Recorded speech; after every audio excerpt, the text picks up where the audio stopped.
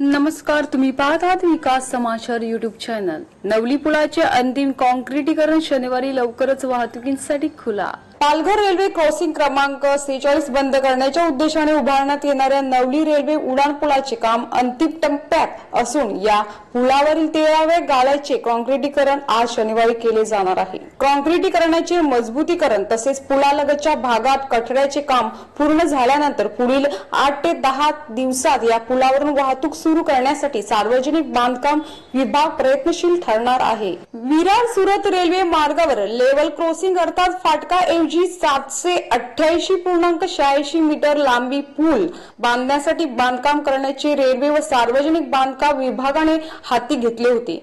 त्यांपैकी 108 मीटर लांबीचे काम रेल्वे विभागाकडून करण्यात आली असून 680.86 मीटर दुपदरी रेल्वे उड्डाणपुलाचे काम सार्वजनिक बांधकाम करून केले जात आहे। PO3 पालघर येथे सायडिंगसाठी चौथ्या मार्गिकेची आणखी रेल्वे व्यवस्थापनाने उशिराने केल्याने या उड्डाण पुलाच्या आराखड्यात बदल करण्यात आला होता। त्यामुळे पुलाचे काही खांबांची रचना बदलण्यात आली होती। पुलाच्या 13व्या गाळ्यांपैकी 12 गाळ्यांचे काम पूर्ण झाले होते। अखेरच्या गर्डरची उभारणी करून त्यामध्ये कॉन्क्रीटीकरणाच्या दृष्टीने स्टील बांधणी करण्यास स्टीलची उपलब्धता व पावसाचा अडथळा निर्माण झाला होता।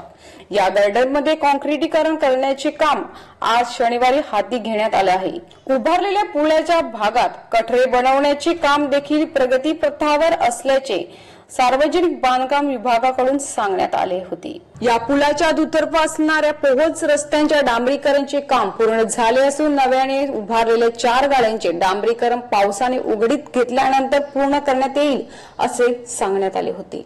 या दरम्यान कॉन्क्रीटीकरणाचे मजबूतीकरण क्युरिंग काल संपल्यानंतर उभारणीसाठी मोठ्या प्रमाणात विलंब झालेला पूल लवकरच वाहतुकीसाठी खुला करण्याचे असे सार्वजनिक बांधकाम विभागाचे उप अभियंता पोपट चव्हाण यांनी लोकसत्ताला सांगितलेले होते।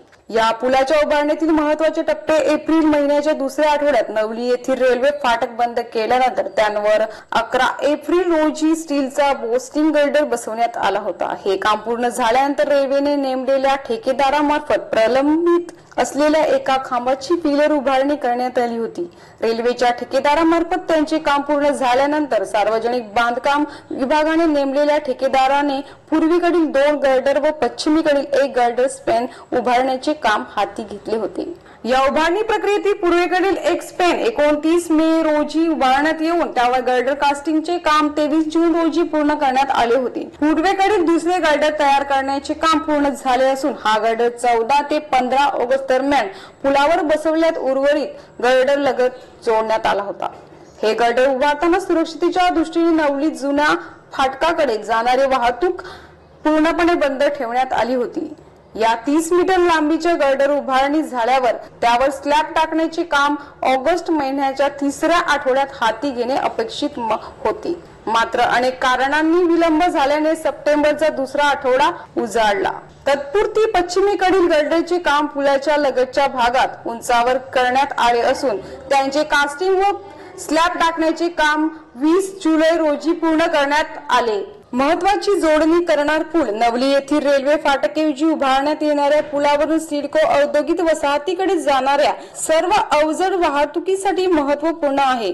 पालघर पूर्वेकडील नवली, वेवूर, वरकुंटी, कमारे या परिसरात राहणाऱ्या नागरिकांना पूर्व पश्चिम जोडणी करण्यासाठी या पुलाचा महत्व आहे। या पुलामुळे सुमारे 10,000 विद्यार्थी, कामगार, कर्मचारी व नागरिकांच्या दळणवळणासाठी हा पूल महत्वपूर्ण ठरणार आहे।